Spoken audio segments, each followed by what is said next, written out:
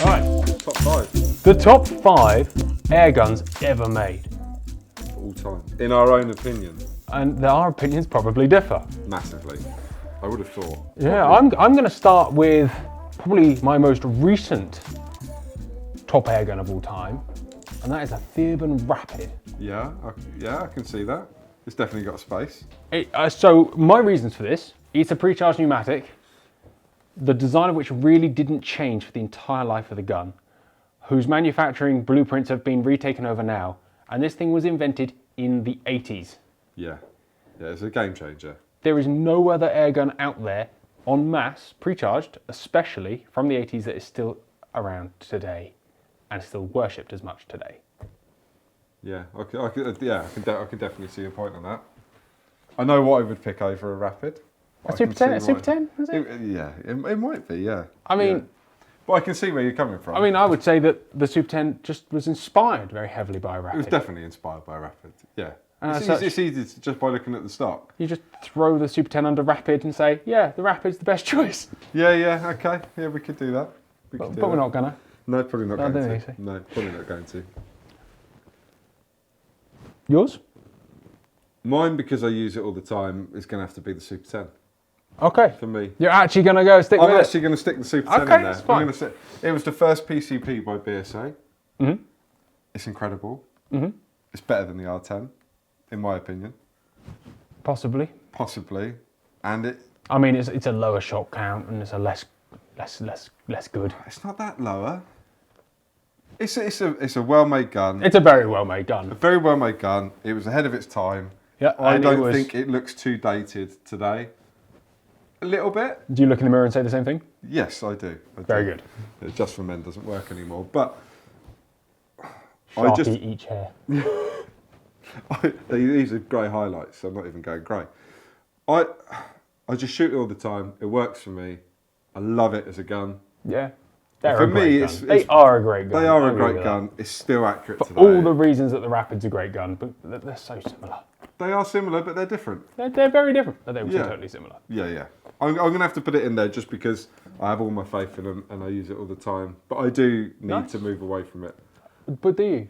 Probably not. Probably not. It will keep going for a long time, but I will eventually... When they make, I would say they have made serious changes, but it's a huge amount of money.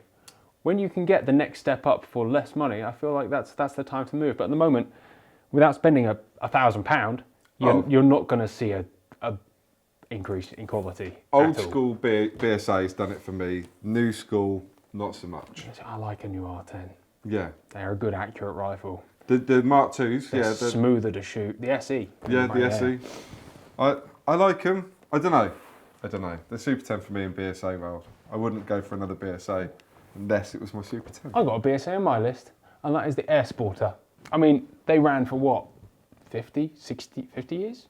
50 years. Yeah. That's a long time to run an airgun model. Yeah, I mean, it changed fundamentally throughout that time, but the concept didn't. Yeah. I was going to say, I've got one right here, but I don't. This is a Mercury, which is fairly similar design-wise, just a brake barrel, not an underlever. They're great. You've got every variant under the sun. You've got short barrels, long barrels, different calibers. You've got a centenary model with a walnut stock. There's all sorts. I love that. Now that's why it's in my top 5 airguns of all time. I'd take that. Not many other reasons, and it's cool. It is pretty. It's a good-looking airgun, like the sleek back end. Yeah, beautiful. My second one would be the Arms S410, but the TDR version. I love the fact that you can take it apart. It comes in a great case. It all stays in their bits. It feels nice. It's nice to shoot. It's nice to mount. Too many 80s action movies when you're growing up? Yeah, taking the gun apart and putting them in a case. Yeah, putting it in a case and then getting it back out and slowly screwing on. Well, not screwing, but slowly putting on the moderator. Yeah. Who doesn't like a film that starts off like that? No, I must admit that's a really cool thing. That's a cool. But the problem is the actual practical aspect is you're never gonna be the guy who goes, take it out of my backpack. You're never going to take it apart. And now go hunting. Once you've built it, it's going to stay built. That is the unfortunate reality. Yeah. But I think the look of it and the way the stock is... It's a cool thing. It's a cool thing. Oh, yeah, it's a very cool thing. They're super accurate. Yeah, they can be. Yeah, they can be. They can But I just love the look of them. Yeah, I love the look of it and the performance of it, and that is one on my list to have. There's a certain, yeah, I think that they really are. Now I said that, they're very much marketed at the people who watch too many sniper movies. Yeah, who watch too many 80s movies with Someone Arnie, anyone screwing a mod on, shooting, yeah. they're putting it back, and then walking out. Walking like, out yeah. on the roof. Yeah. Yeah, probably own a t-shirt that says Pigeon Sniper on the back. I'm definitely going to buy one of those for you. The Pigeon Sniper. I just think it's a cool thing. I think it's a cool design that Yeah, they've it made. is. But I do. It is interesting. Yeah. It's very interesting. I'm not going to say any more on it. That's it. It's one of mine. Pigeon Sniper, I Heart S410s, circa 1982. Well, I was, 82 was a good year, but 81 was better. Was it? I heard 98 was the best when there was no escapist babies in the world whatsoever. I was a thought. Yeah, you were. What's next? What is next? Oh, for me, that gun right there. For the sole reason that it pretty much destroyed the Airsporter as it came into the country. The Airsporter was a big thing. Everyone was like, oh, it's the best thing since sliced bread. And then the Germans come along and throw out the HW35. It's a great gun. Yeah. Powerful, good, long barrel, accurate, way more powerful than the BSA. It's part of why we are now restricted to 12 foot-pound limits is that BSA and other English gun making companies couldn't match up to these guys. They couldn't make guns that were fired as powerfully, consistently, and lasted as long at the pressures that these guys could take. And as such, we were restricted. Or at least that's the story that I was told. It might not be true. Sounds good. It sounds good. Well, we were shooting one of their variants earlier. Yeah, a 30. Yeah, and the quality has always been there. Always been there. It's always going to be there. The triggers were way better than the Airsporters and the BSAs at the time. Yep. The whole concept being modular. The sealing system was better. I mean, BSA were running on an O-ring back then, and these guys came out with a leather seal to start with, but very quickly a polymer seal that just gave great consistency. Epic consistency. They were just a better gun, and they still might be. They're not as pretty as an Airsporter, but actually that's it. This being the export version with the hand checkering and the long barrel, this is a good looking gun, a walnut stock.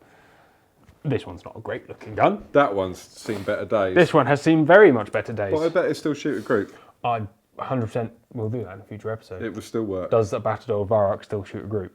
100% it will. What a beautiful gun.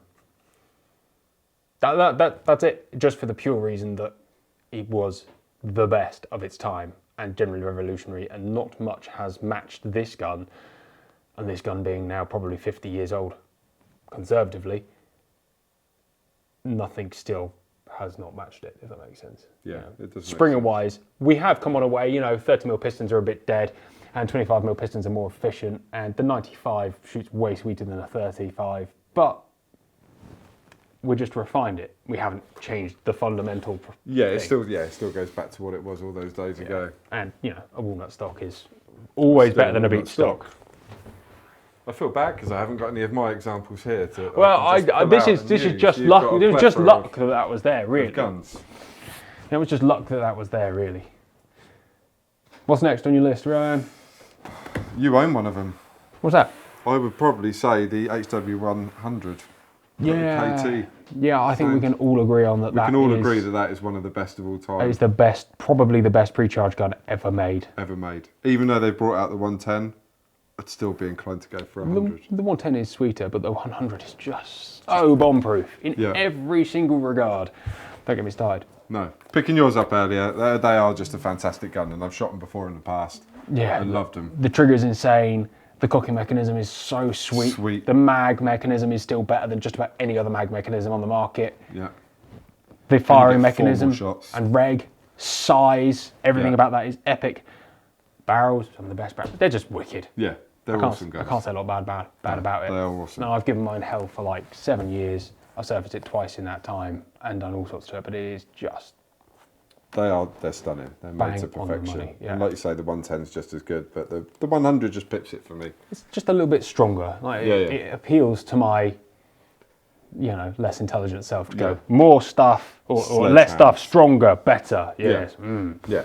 Not that the 110's a bad gun at all, to be fair, but the 100 is better. Yeah. Maybe. That said, the 110 probably deserves a little spot, purely based on it's got a polymer action. I'm not saying plastic's better than metal because I think metal is better for the world. I think metal is better, but The yeah, concept- a lot of stuff's been made from polymer. The Glock The Glock.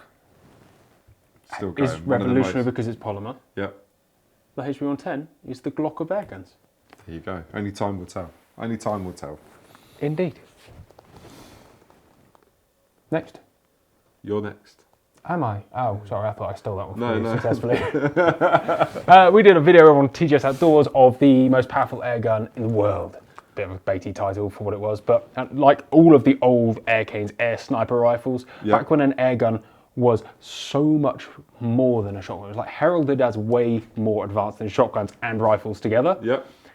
That for me is probably my number one thing. Whenever I see a gun from a couple of 100 years ago that was used for sniping people at 200 yards and it was an air gun, and you know, these things had, the hunting ones, the one we looked at was a hunting one, were so expensive, like 5 or 10 times more expensive than a best side lock of the time. Yeah. That's insane. You know, you're talking the equivalent of £500,000 in an air gun. Yeah, all the way back then for hunting. Because they were so up there. And now it's funny how like the tables turn and how people value different things, but wow, just the quality of workmanship and the exclusivity. Like, there aren't many of them around. No, exactly. If you got one of them, you're pretty lucky. And you know, we will do an episode on a cane at some point. Yeah, I look forward to that. Yeah. I'm hoping we can get our hands on a proper. Problem is, I don't really fancy pumping any of them up, like because the chances of them exploding are quite high. Yeah, we'll find somebody else that wants to pump them up. Sam. And we'll wait. We'll wait. Yeah, no, that's probably not really what people want to hear because they probably want to hear, I want like an Air Ranger is the best, and then a Viro H100 is the next best, and then on the top. But yeah, they've been making air guns for like 350 years. Yeah. I'm fairly sure of the last century we've had some of the bests. Yeah. And most of the stuff we make now is probably better than all the stuff that's been made then. Oh, yeah, completely. Except the old school air snipers because nothing is made handmade to that beautiful perfection. There's a couple of companies out there that make really cool ones. We'll cover those later on. We'll cover them later on. Yeah, that's probably up there. What are we on now? I don't know. 4? That's quite a few. I think we're on 4. Oh, I best think of another one. Carry on. What are you on next? My one's going to divide us slightly. Yeah. But only because not the reason I started shooting, but this is the first gun I ever shot, and we found one in the shop earlier. And this gave me my love for shooting. And that is a GAT. A GAT gun. Any kid in my street when we were growing up wanted a GAT gun. Yeah. That is where I started. Just throwing it out there. I'm not going to say any more about it. I think they're cool. No, to be fair, they are great fun. If you didn't have one of these as a kid growing up, your childhood wasn't great. See, in my generation, it was all about the spud gun for us.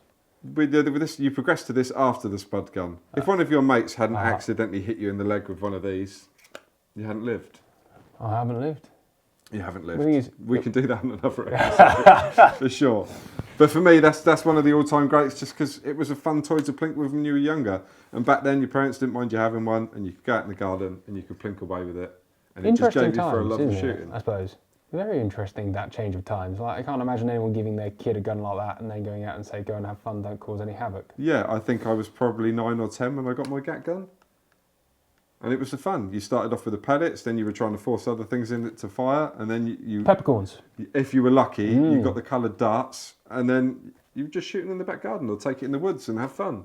Yeah. When childhood was fun and innocent and not full of laws and restrictions. Yeah. So that's, for me, why that is up there, I'm afraid. Because the olden days were better. The older days weren't necessarily better, but they were fun. Well, if we're going to take that stance, the Webley Eclipse Mark II was my first ever air gun. Nice. And was by far the best air gun I've ever owned still. Probably not. Nostalgia is a funny thing. Nostalgia is a funny thing, because once I could go back to shooting that now and probably hate it. No, you wouldn't. I mean, we've had a lot of fun. A lot of fun. Like with cheaper air guns. Yeah. Like that would be equally as fun. Nobody wants the best of the best. No. What's the point? Yeah. That's fun. Yeah, it is fun. Frustratingly crap, but fun. But fun. And that's what it's all about. It's not just about the accuracy or I've got the better gun than you've got. It's about the fun or the enjoyment you get out of what you're doing. 100%. That's the main thing. Which is why I would probably, for fun, have a collection of Airsporters over, for example, the Air Ranger. Yeah.